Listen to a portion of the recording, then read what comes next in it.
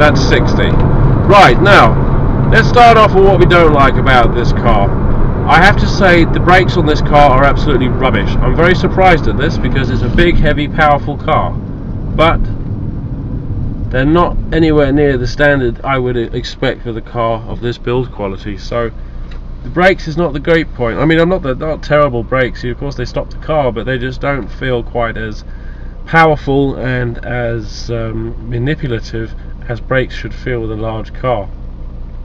Secondly, this has got a very lazy accelerator. If you do a kick down on the car, it doesn't really seem to go anywhere for a little while. Oddly enough, some modern Mercedes are like that too. It's almost a second of kick down before the car actually responds. That's really about it. I can't find anything else wrong with this car, and everything else is pretty much positive. This is a very recent car. Now, the engine itself is very noisy on the outside, which is pretty much what you can expect with diesels, but I must admit, once you're inside the car, you don't hear a damn thing. It's fantastic.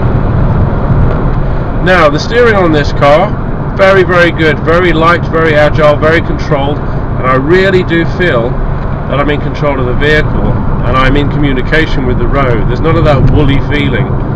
I also feel that I could quite comfortably chuck this car around corners and swerve, which is quite unusual for a car which is this long. So 10 out of 10 for getting that right, because most cars this size bounce all over the place and counter effect what you're doing. This seems to be a very, very balanced ride indeed.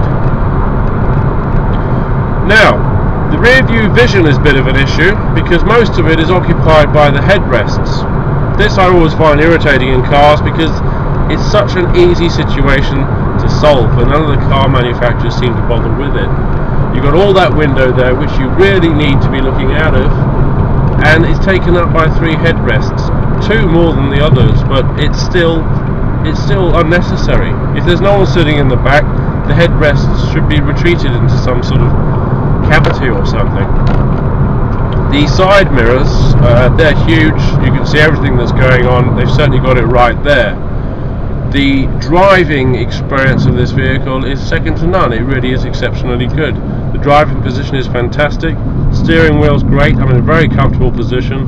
You can see all the instrument cluster without any obstructions whatsoever. It's a very comfortable position. I'd be more than happy to drive this car a great distance.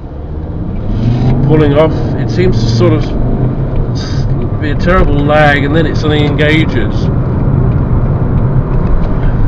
There are different size engine models naturally. The interior is very stylish. It's very plain and minimalistic, but it works.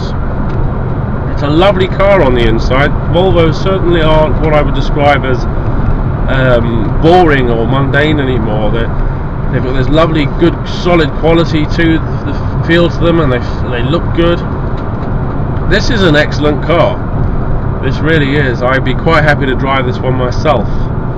The only thing I would want is I'd want to see better brakes, and I'd want to see a larger engine, because this engine for commuting is no good. Driving down a motorway, fantastic, but nipping around a town, it's just not built for that. There's plenty of room inside, plenty of headroom, very comfortable vehicle. There's a lot of good points with this vehicle.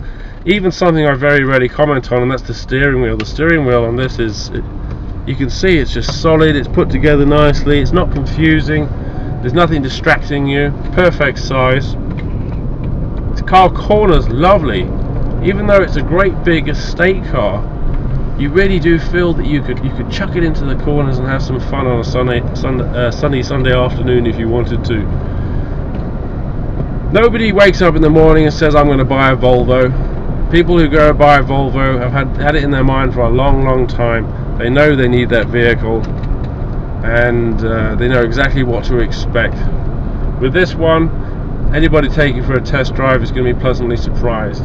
This is a very good vehicle, and I can see why so many emergency services have used them, like the police in the past. If you do have the budget to finance a larger engine vehicle, I'd go for it, because I think the bigger engine you get with this, the more this car is going to improve. But I have to give it to Volvo. They've certainly got it right with this one.